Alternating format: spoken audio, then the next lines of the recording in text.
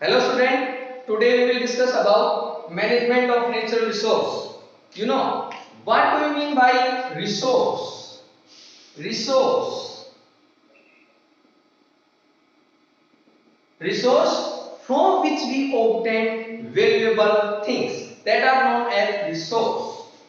From which we obtain valuable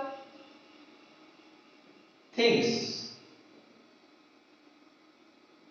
जहां से हम क्या ऑब्टेन करें valuable thing that are known as resource things और you know items there are number of resource in the nature बहुत सारे resource हैं हमारे नेचर में जैसे for example resources are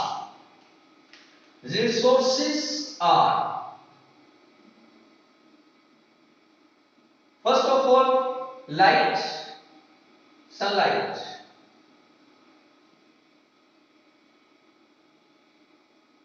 sunlight it is a ultimate source और ultimate source है ये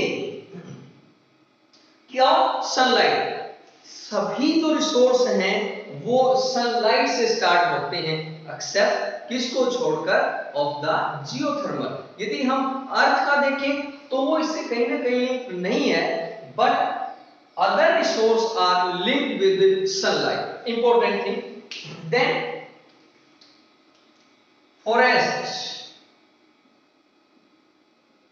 forest then water you know water fresh water or sea or marine water then soil then flora and fauna flora fauna आप forest में भी डाल सकते हो forest में हम लिख सकते हैं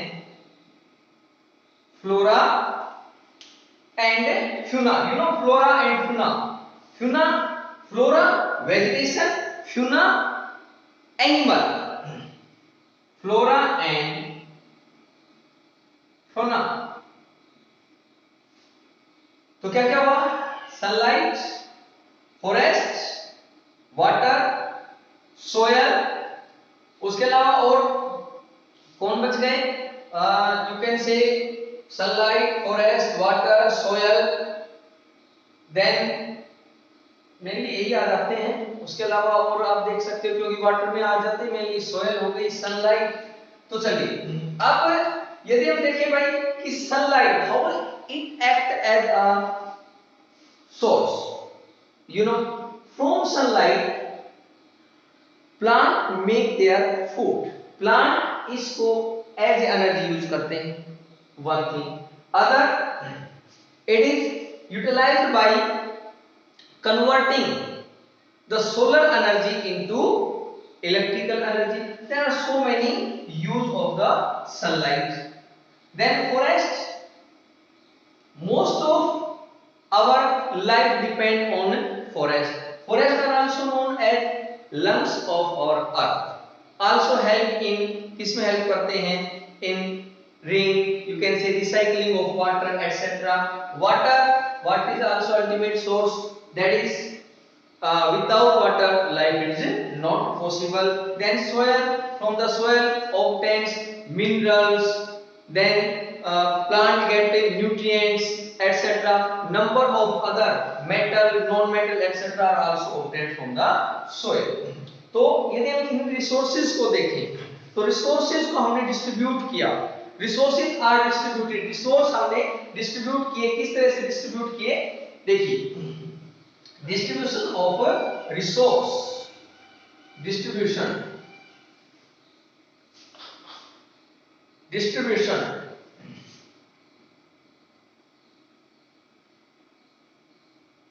distribution of resource distribution is on the basis of, किसके बेस पर हमने डिस्ट्रीब्यूट किया, there are the number of basis, distribution of resources on the basis of chemical nature, distribution of resources number 1 on the basis of chemical nature,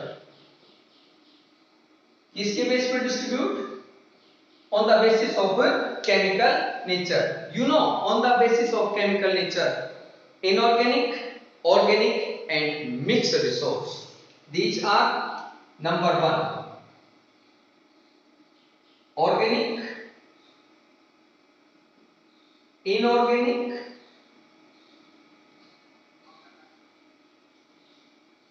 and mixed, organic resource, inorganic resource and mixed resource. Organic resource obtained from the animal as well as plant, तो क्या वो कौन से resource कहां से obtain होते हैं, obtained from animal and plants,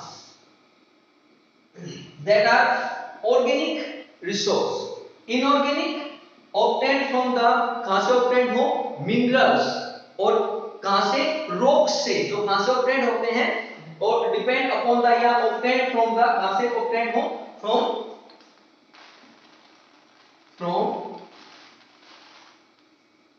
rocks, उसके बाद mixed, that is it is the combination of both, किसका combination है, of both organic and inorganic, combination है किसका, combination of both, किसका, organic as well as inorganic, for example इसमें ले तो soil is a mixed resource, soil क्या है, mixed resource है। उसके बाद देखिए distribution of resources on the basis of, किसके बेसिस के ऊपर, अवेलेबिलिटी, कि ये कहां कहां अवेलेबल हैं, देखिए on the basis of, second है on the basis of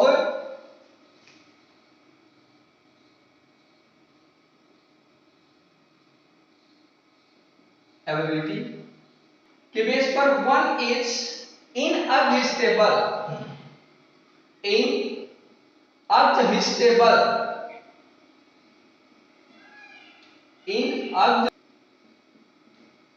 inadjustable, and second one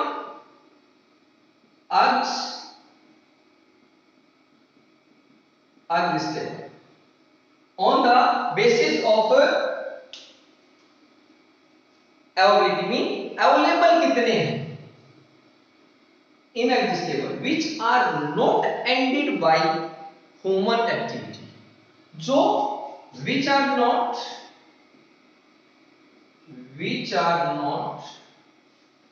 ended by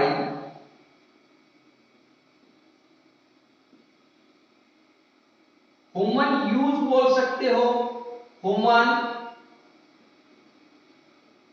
activity, किसके बेस पर, अवेलेबिलिटी के बेस पर, इनएग्जिस्टेबल और exhaustible, not ended by human activity, you know these are, ये कौन से रिसोर्स हैं, दीज आर हैं वाटर। अब देखिए वाटर में भी थोड़ा हम लेते हैं, वाटर ये आ जाएगा जो मेराइन वाटर हम बोलते हैं, क्योंकि फ्रेश वाटर तो किस कैटेगरी में आ जाता है कि ये हम यूटिलाइज कर लेते हैं, यूटिलाइज हो जाएगा, तो इस तरह यूटिलाइज करते रहे तो ये एंड हो जाएगा, बट हम वाटर लेते हैं तो यहां थोड़ा आप समझ गए होंगे, sunlight, soil etcetera,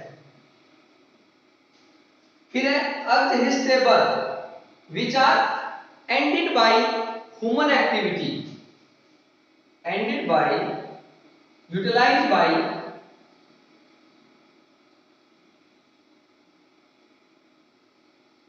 ended by किससे, ह्यूमन एक्टिविटी।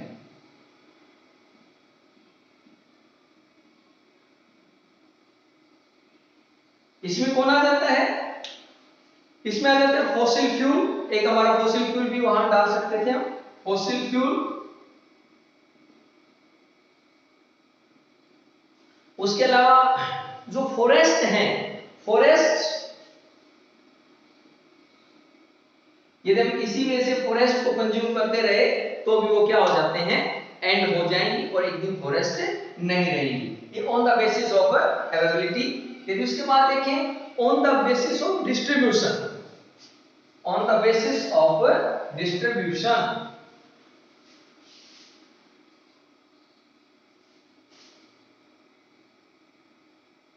ये डिस्ट्रीब्यूशन, यही ना डिस्ट्रीब्यूशन ऑफ रिसोर्सेज। यहां हमने डिस्ट्रीब्यूशन का मतलब लिया था उनको बांटना, उनको बांटा कर किस किस के बेस के ऊपर हमने बांटा, उनको बेस के ऊपर केमिकल नेचर का बेस था, उनको डिस्ट्रीब्यूट कर दिया।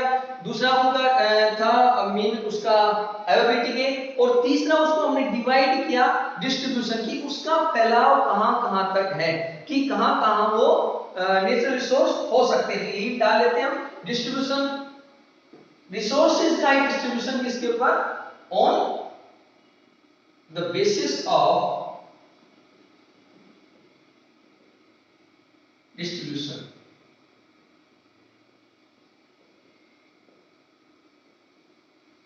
तो ये कौन से हैं, नंबर 1 नेशनल, मल्टीनेशनल और international. Very simple, national, second one international, multi कर लो इंटर कर लो कोई बात नहीं, multinational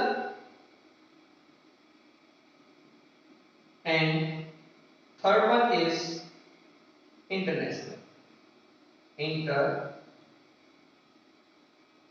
national. National present in a boundary of nation, एक नेशन की बाउंड्री में हो, प्रेजेंट इन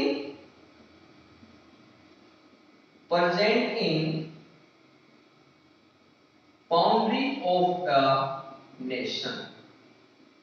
और present in a nation direct ये भी बोल सकते हो कि जो हमारे एरिया में है, चाहे कोई भी नेचुरल रिसोर्स हो, हमारे फॉरेस्ट हैं, उसके अलावा हमारा वाटर है, तो वो क्या हो गया, national, present in the boundary of nation, that is known as a national.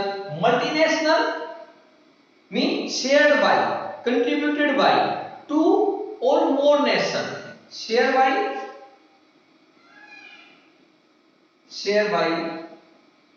To or more, और नहीं two or more nation, that is known as multinational. For example ले हम कुछ एक रिवर है जो क्या कर रहे हैं, मेनली वाटर जिसको बोलेंगे हम, लेकिन कुछ जो वाटर का एरिया है आप देखते हो वो इंटरनेशनल जोन में आ जाता है, यहां हम स्पेसिफिक बोल दिया हमने river. Then international means share by और नेशनल। तो इसके अंदर आ जाते हैं कौन, सनलाइट है, सभी यूज करते हैं, एयर है, these are the international natural resource. उसके बाद जो रिसोर्स हैं वो आ जाते हैं कि रिसोर्स को हम हाउ वी कंजर्व देम, कि रिसोर्स को किस तरह से हम कंजर्व करेंगे। वेरी सिंपल, तो ये टॉपिक भी हम कर सकते हैं, या इससे पहले हम अलग अलग रिसोर्स जैसे फॉरेस्ट है वो कर सकते हैं। कंजर्वेशन कर लीजिए, conservation of natural resource, conservation simple सा टॉपिक है।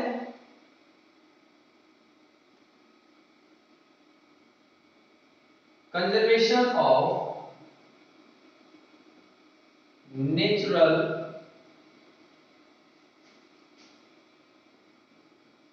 रिसोर्स। कंजर्वेशन मीन इनको किस तरह से हम कंजर्व करेंगे, किस तरह से संरक्षित करेंगे, बचाएंगे, that is coming category of conservation. Conservation are in situ conservation as well as ex situ conservation। in situ in situ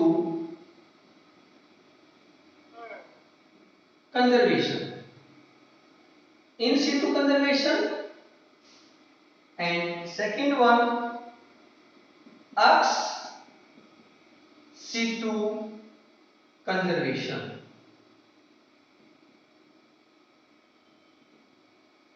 in situ conservation, very simple, conserve natural resource in his habitat। Natural resource को उसी के habitat में conserve करना, इन situ। समझिए पहले how we conserve natural resource in an in situ conservation. For example forest है, forest के अंदर ऑर्गेनिज्म है, तो उनको हम कहां कंजर्व कर रहे हैं, वहां पर by making laws. Conservation of natural resource, how we conserve? Conservation by two way, in situ conservation as well as ex situ conservation। in situ conservation, conserve natural resource, very important point, conserve natural resource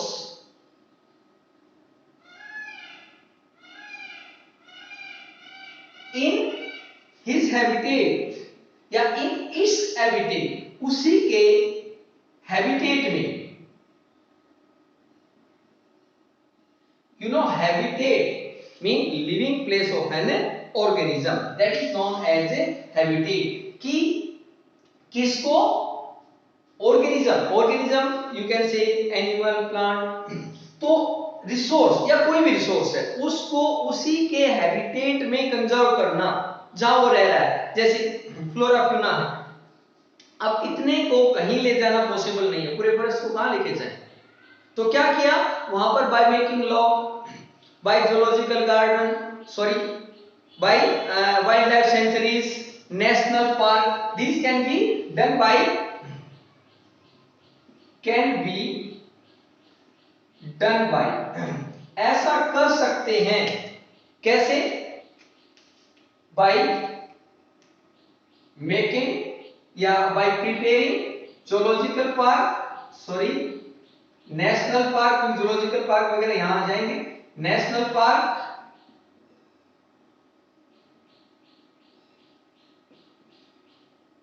then national park, wild life sanctuaries etcetera. ये बनाकर हम क्या कर सकते हैं, conserve कर सकते हैं, और उस कंजर्वेशन को बोलते हैं in situ conservation. By making law, by making law बना दिए गए कि फॉरेस्ट में इस एरिया में कोई भी उसको क्या नहीं कर पाएगा, उसको हार्म नहीं कर पाएगा।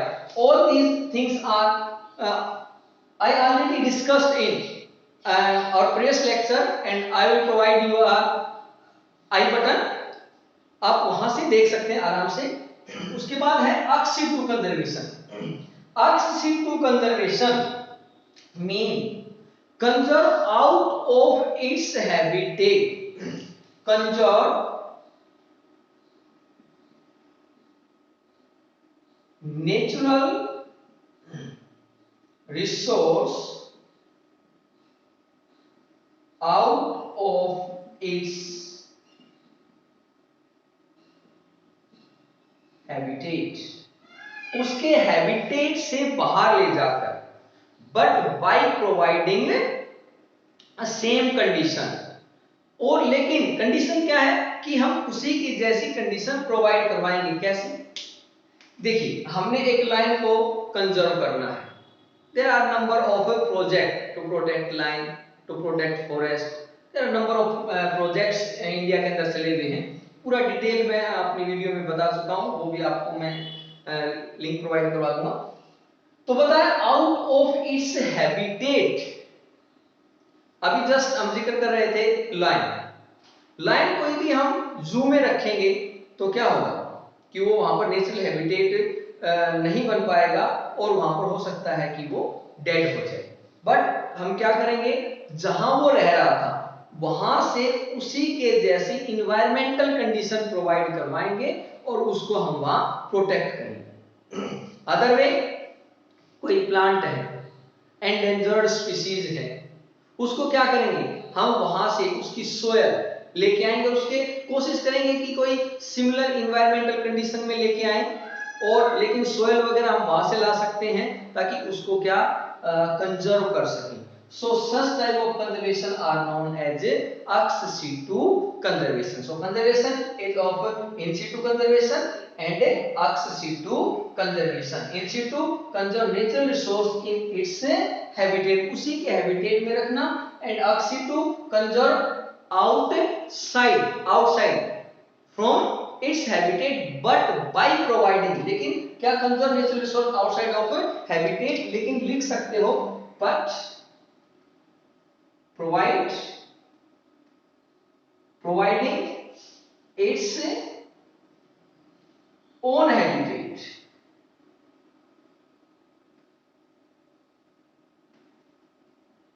लेकिन उसी के जैसा हैबिटेट हम क्या करेंगे, प्रोवाइड करेंगे। That is known as in situ as well as ex situ conservation. उसके बाद आ जाता है अलग अलग नेचुरल रिसोर्स को हम ले लेते हैं। फर्स्ट ऑफ ऑल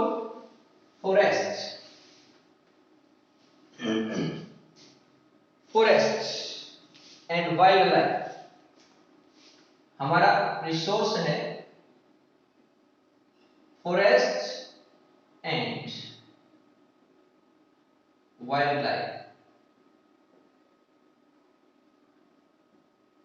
सबसे पहले define forest, a place where presence of flora and fauna. Place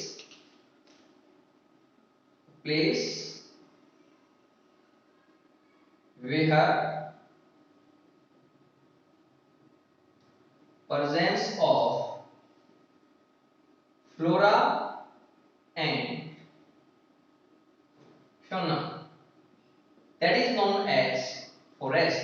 उसको हमने बोल दिया फॉरेस्ट, वो प्लेस जहां पर प्रेजेंट हो फ्लोरा और fauna, that is known as forest. अब यहां से वेरी सिंपल जो बातें हैं आपके लेवल से बहुत ही डाउन है, जैसे usage of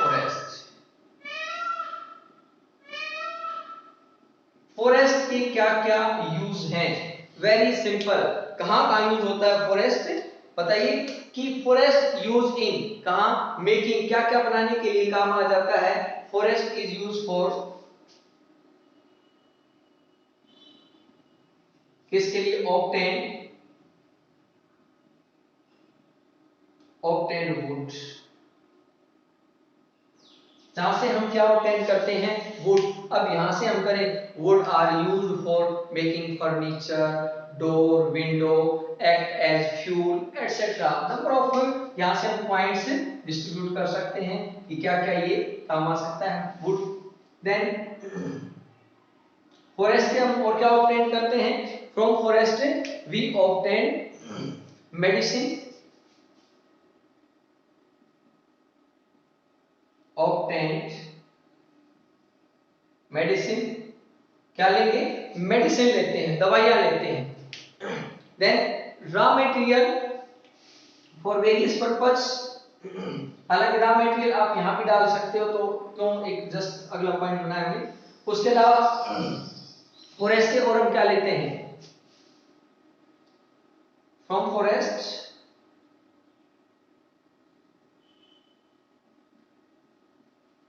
obtained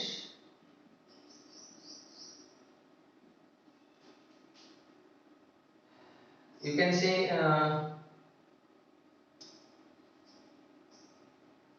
food which is used for making paper, यानी पेपर भी हम कहां से वुड लेते हैं, ट्री लेते हैं और उससे भी क्या क्या हम प्रिपेयर करते हैं, पेपर। फॉरेस्ट एक्ट एज किसका काम करेंगे, lungs of earth.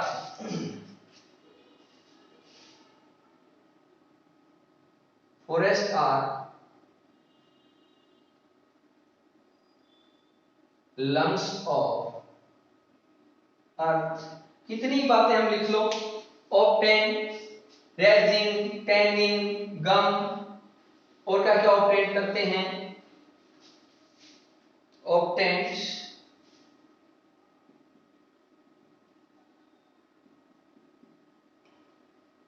Resin,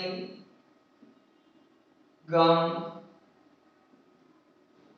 tanning, ये सब क्या है, these are the forest product. Rubber, they are the number of product. Then grazing,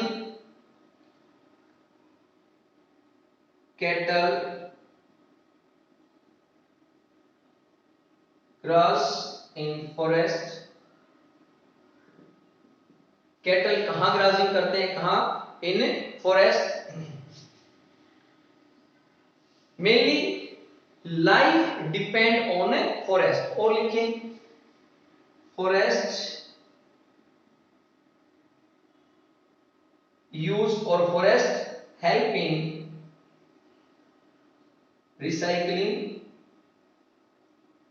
recycling of water. Then कितने पॉइंट लिख लो, prevent soil erosion, prevent soil erosion किसमें हेल्प करते हैं, सॉइल इरोजन में प्रिवेंट हेल्प करते हैं, मतलब सॉइल इरोजन को नहीं होने देते। अब यहाँ पर हम यदि बताएं सॉइल इरोजन कैसे, कि इनकी के ये तो बच्चों को बताने की बात है कि इनकी रूट्स हैं वो क्या करती हैं, पार्टिकल्स को बाइंड अप रखती हैं, तो ये किसमें हेल्प करते हैं, help in soil erosion. So there are the number of uses of forest.